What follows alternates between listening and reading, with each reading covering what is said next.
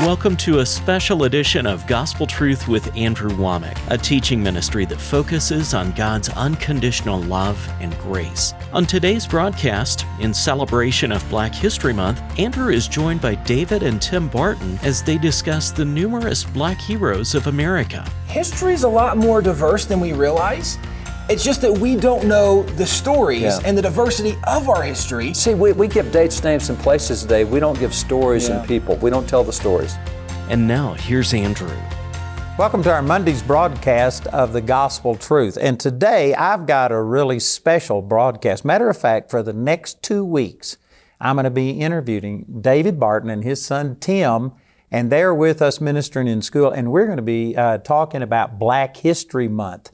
And so February is Black History Month, and we've got a lot to share. And I tell you, I was at their place, and you're in, where is it? Aledo, Texas. Aledo, Texas. It's so small, nobody knows the name. So it's Aledo, Texas. I was there in January of, 2019, I guess. And I went through their museum, and it was wonderful. And anyway, when I left, I forgot what the conversation was, but you gave me a 2 CD set on American history in black and white. And on the way back from Texas to here, I listened to that whole thing 3 times in one day. It was awesome. And I said, I need to have the Bartons on to discuss this because you guys have forgotten more about Black American history than most people have ever known. So anyway, that's the background, and we are going to start this. For those of you that don't know David and Tim, it's father-son team, and they have WallBuilders organization there in Aledo, Texas. And one of the news organizations described David as America's historian. Time magazine called him a hero to millions, including some powerful politicians. You've been on, I guess, all of the news broadcasts. You've testified in front of the Supreme Court. And anyway, my point in bringing all this up is to say he knows what he's talking about.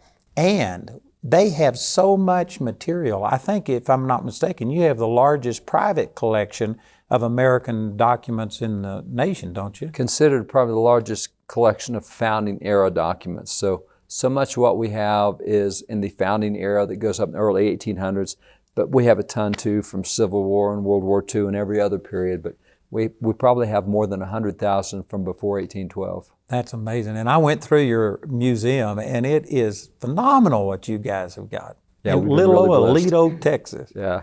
That's amazing. So anyway, they've got a lot of documentation with them, and I think that this is going to bless you. I want to encourage you that, it's going to take some effort for you to listen to all of these programs and to get all of the information. So we've got product that I'm offering on either CD or DVD that actually has 3 television interviews that I've done with David. The first one was in 2009 and then 2013.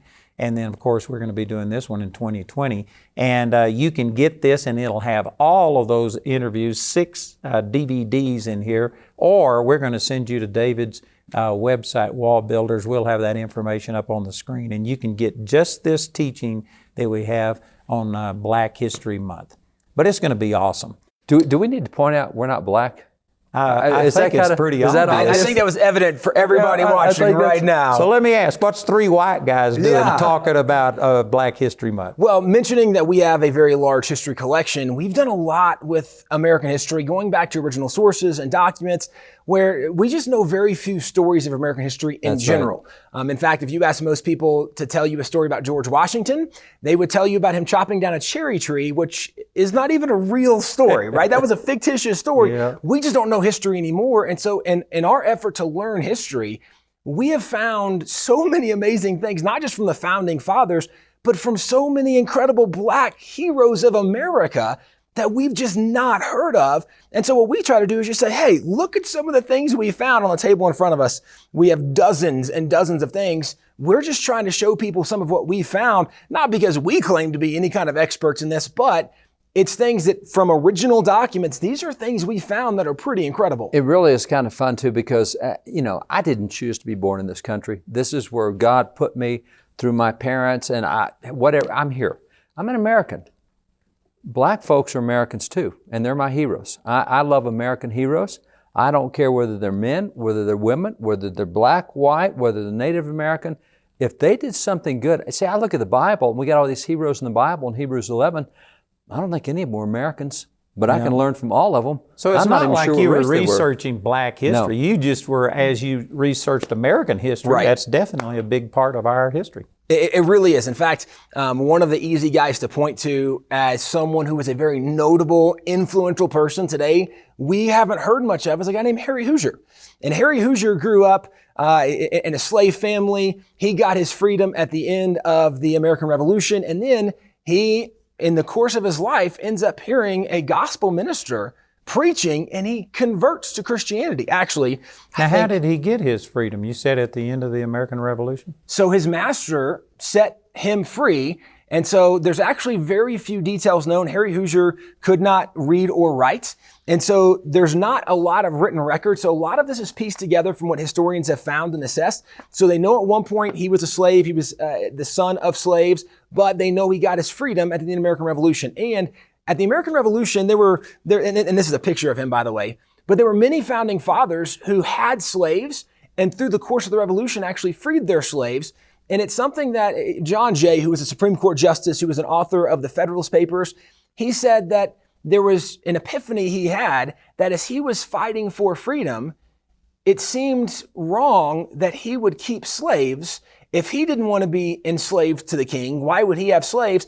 And so it changed his whole philosophy where he became anti-slavery. There were many founding fathers that took that position. Well, let me throw a story in right here as we get to Hoosier, because if you look at the picture of George Washington crossing the Delaware, there's actually a very prominent black face there with Washington crossing the Delaware. I've seen that in your museum. You That's have right. a picture We have of that this, picture. right? And so Prince Whipple is that guy. And Prince Whipple was actually the slave of William Whipple, who signed the Declaration of Independence. George Washington made William Whipple a general, and he says to his slave prince, come on, let's go fight. And so as they take off now, and you have to kind of understand, slavery is a bad deal. It's wrong. Biblically, it's wrong. There's interesting aspects between plantation slavery and household slavery. If you're a household slave, you're kind of like part of the family. And so General Whipple said to Prince, come on, let's go fight for freedom. And Prince looked at him and said, you know, I could fight for freedom a whole lot better if I'm fighting for my own freedom. And Makes sense. General said, you're right. You're free.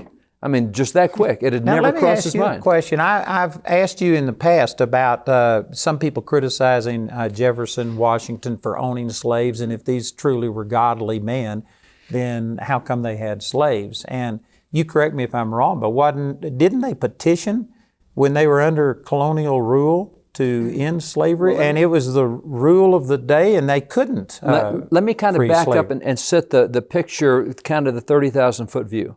Because what happened was, as the Great Awakening goes, in 1730 through 1770, the spiritual revival hits America.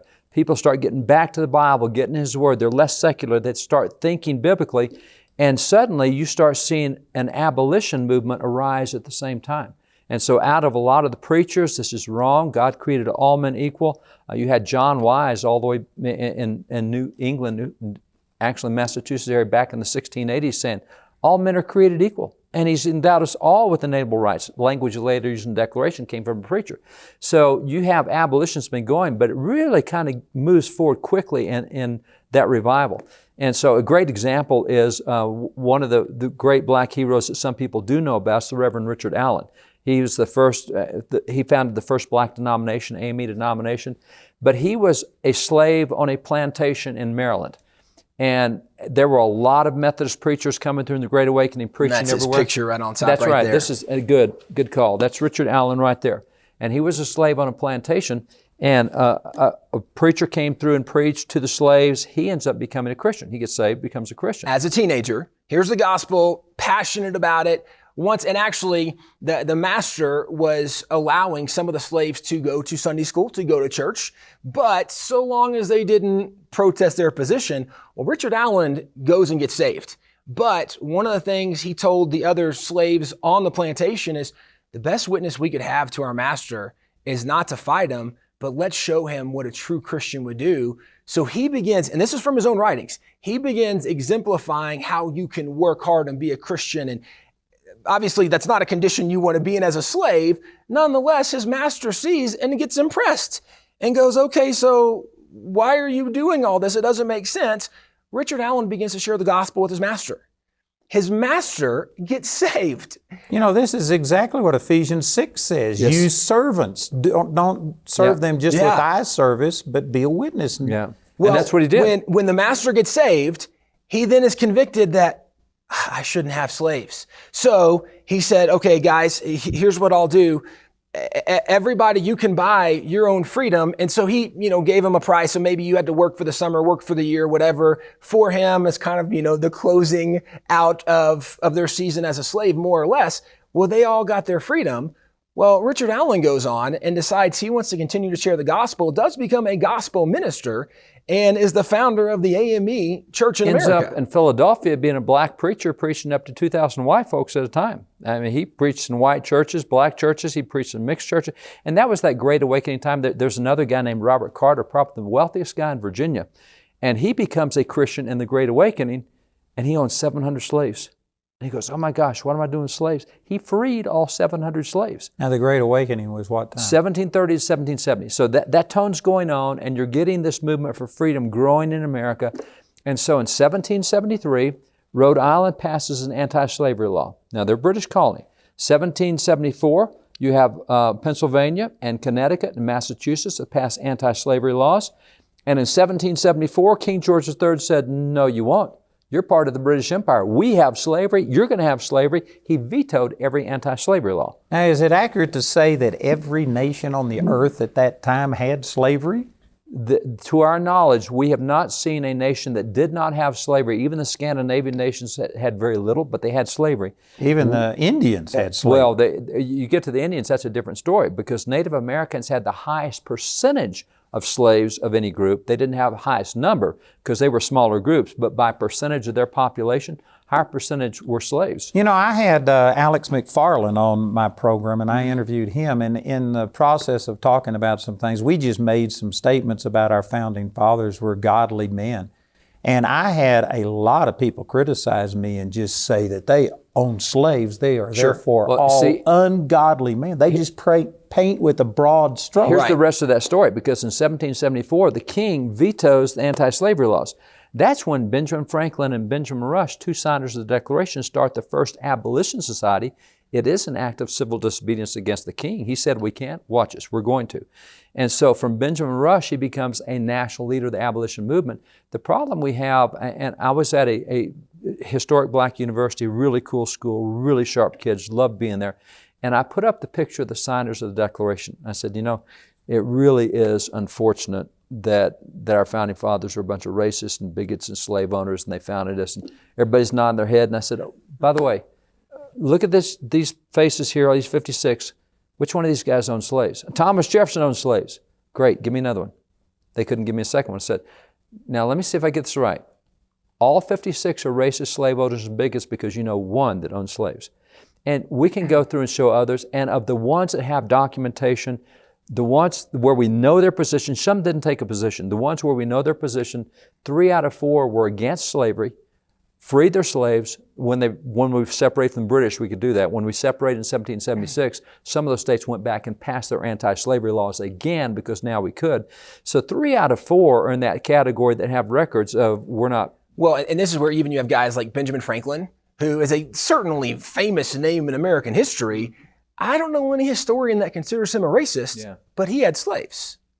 How do you have slaves and you're not a racist? Well, because he freed his slaves, and he's one of the founding fathers that helped start the first abolition society there in Pennsylvania. But to your point, there were many founding fathers that were against this, and even Jefferson, the original draft of the Declaration, one of the grievances was the king will not allow us to end slavery in these said states.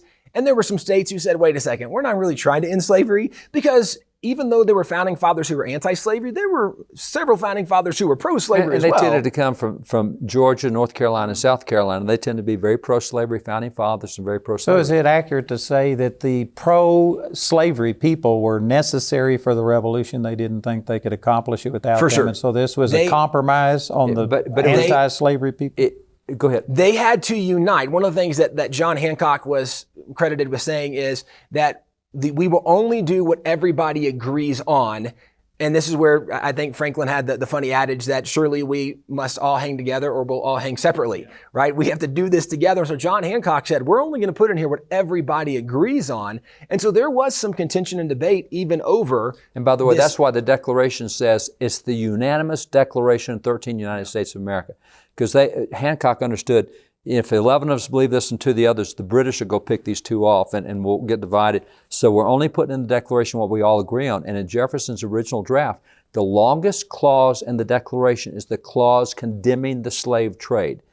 He said, sadly, it was taken out because 3 states objected to it. So you had 10 states that didn't, 3 states that did. That's why it's not there. But he's the one who wrote it in. And that seems oxymoronic because Jefferson owned slaves. Well, and let me even back up to your larger point when, if you make a statement that a lot of the founding fathers, these were godly guys, people go, wait a second. Godly guys couldn't have made that mistake. It really is kind of a naive and a little foolish statement because the reality is what Paul wrote is that all have sinned and fallen short of the glory of God.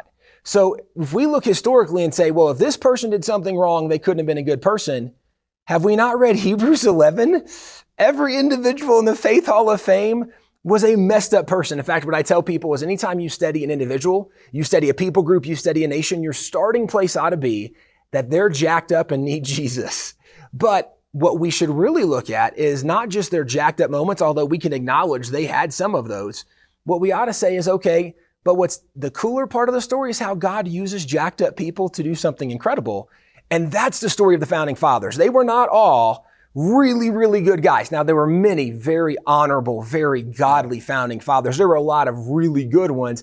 Most people don't know those names, so we don't know that. But even with the really good ones, right? I mean, King David, he's a man after God's own heart. He's an amazing warrior and worshiper. He's also arguably the worst father in the Bible. Yeah. Right? When you look at Adonijah, Absalom. Yeah. Well, yeah, and then we haven't even gotten to the fact he's the adulterer and murderer. One son rapes his daughter. One son leads a rebellion against him. One son he never told him no. I mean, he's just not a good father. Well, let me also say this, that all of these founding fathers were born into a world Correct. that they didn't create. See, now here's the bigger perspective too, because at that time, throughout history, there is not a people group at all that has not one time been in slavery, one time owned slaves. That's just And the way they conquered territory is to enslave or kill, Correct. eradicate. Now, That's the way it was done. We look at history today, and what happens is the way we teach it in school, we have so polarized it, so simplified it, it's not real. But let's take just the African slave trade, because we study that, and we know that in the 3.5 centuries, 12.7 million Africans were involuntarily brought out of Africa into slavery. 12.7 million shouldn't have happened. It did. And by the way, let me just interject that it was the Arabs, the Turks, that started the slave trade. Well, it was black African chieftains who used to kill their black enemies, who said, well, instead of killing them, I think I'll sell them to these Muslims, and Muslims became the slave traders. So it was blacks selling blacks that rather than kill you, I'll just sell you because I can make money. And then the slave trade begins. Right, so in the conquest era, the only 2 options are you either kill people or enslave them. So this was very, very common.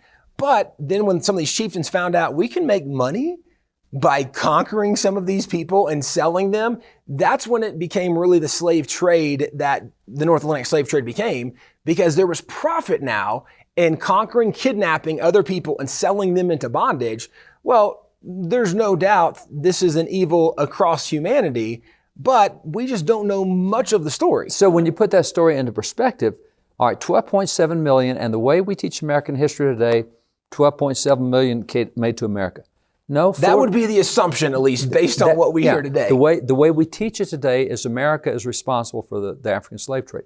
47% of those Africans went to Brazil and went to Portugal.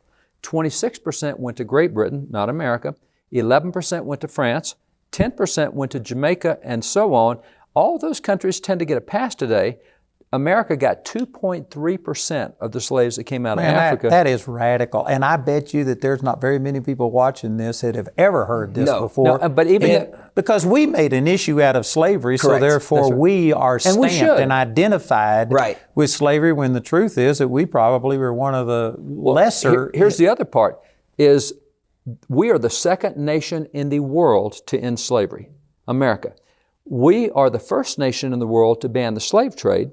And we are the only nation in the world where whites fought a war against whites to free blacks, and blacks were freed as a result. So we may have been late to the party. 1865 is when we finally banned slavery. Check how many other nations in 1865 had banned slavery. We're second. Well, I guess you could say we're third. Mexico banned slavery before we did, but Mexico said, we banned slavery, but all of you can own slaves for another 99 years. Well, you can indenture all your former slaves and make them servants for 99 years. So you get to own them until they all die. So they hadn't All really right, so ended. this, I'm sure, is offensive to a lot of people that have just embraced the fact that this nation was founded on racism and slavery and things like this, and they paint all of these people with this broad stroke. Let me go back to a statement I made, that they were born into this world. That's right. They didn't create it, and you correct me if I'm wrong, because you're the experts, but I think George Washington got his first slave when he was just like 10, or he was real young. He was 12 and 13, and most of these guys inherited them. And here's the complication of Washington and Jefferson. They lived in a really weird state of Virginia, and I say weird for slave laws, because Jefferson tried to free his slaves, and by state law was stopped every time. Jefferson introduced anti-slavery laws in the state legislature and was voted down.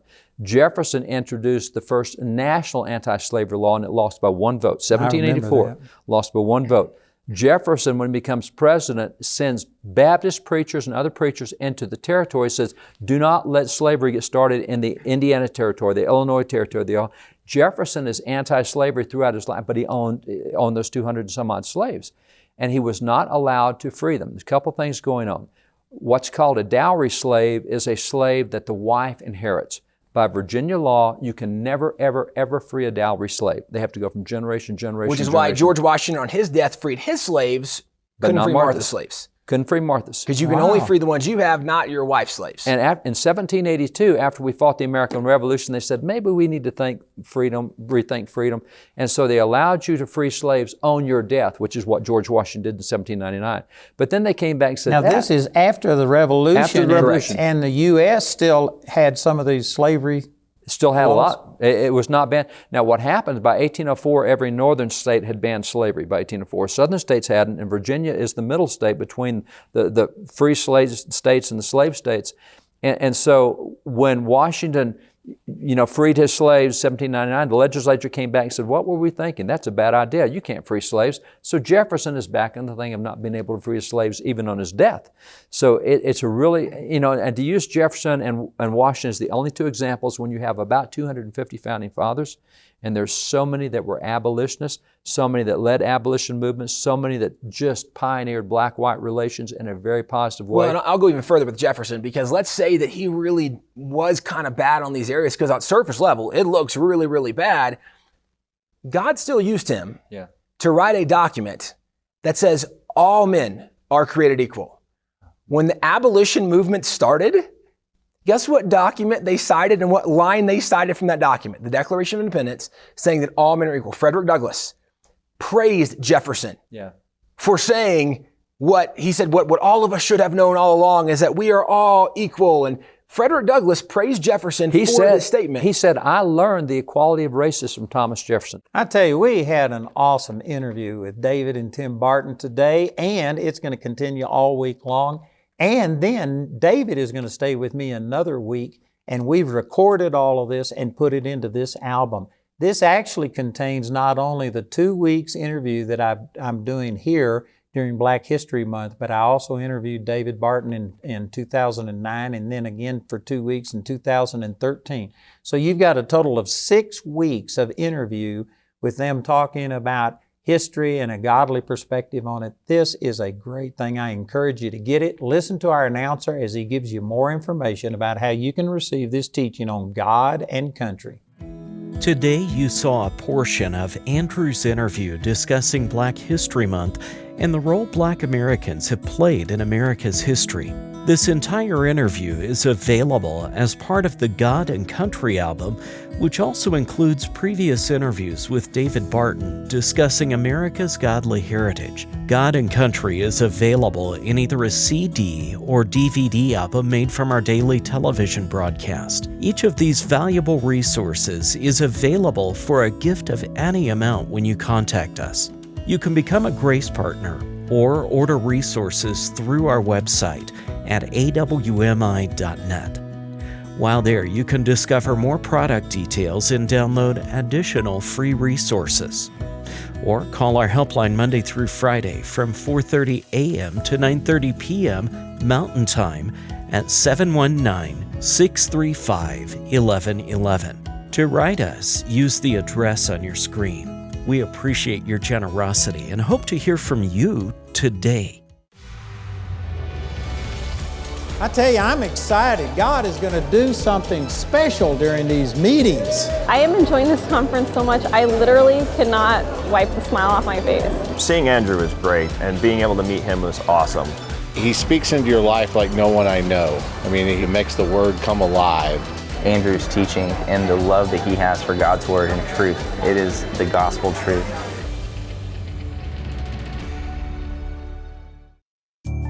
Welcome to the AWM Minute, a small glimpse on how your partnership with Andrew Wommack Ministries and Charis Bible College allows us to provide free conferences where people are getting set free. People like Selena Brown.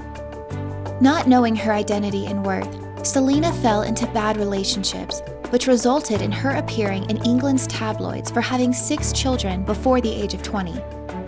Depressed, suicidal, and addicted to drugs, Selena found out through Facebook about Andrew's free Grace and Faith conference and decided to attend. I was just completely set free from everything that was drug addiction and wanting to kill myself, being depressed. All of that just left instantly. Today, Selena's life looks nothing like it used to. To see Selena's full grace encounter, visit awmi.net today.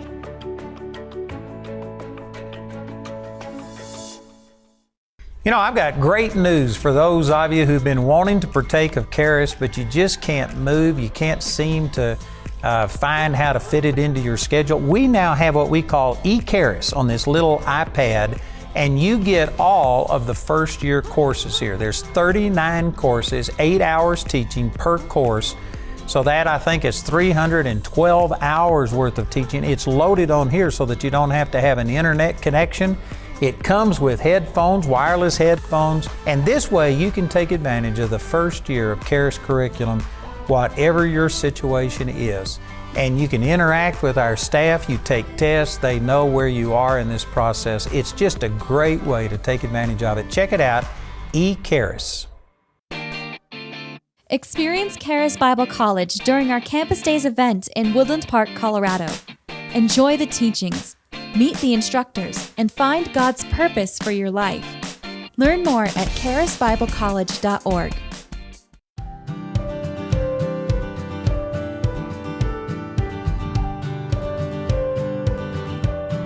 Hello, this is Andrew Wommack, and I just would like to encourage you to help us get the gospel out through social media. By joining us on Facebook, you will receive exclusive content, like Andrew's weekly Tuesday Night Live Bible study, teachings, live streams, and Q&A sessions with Andrew. So we would like to see you like our Facebook page, to share it with other people, and you be a minister of the gospel by sharing this with someone else.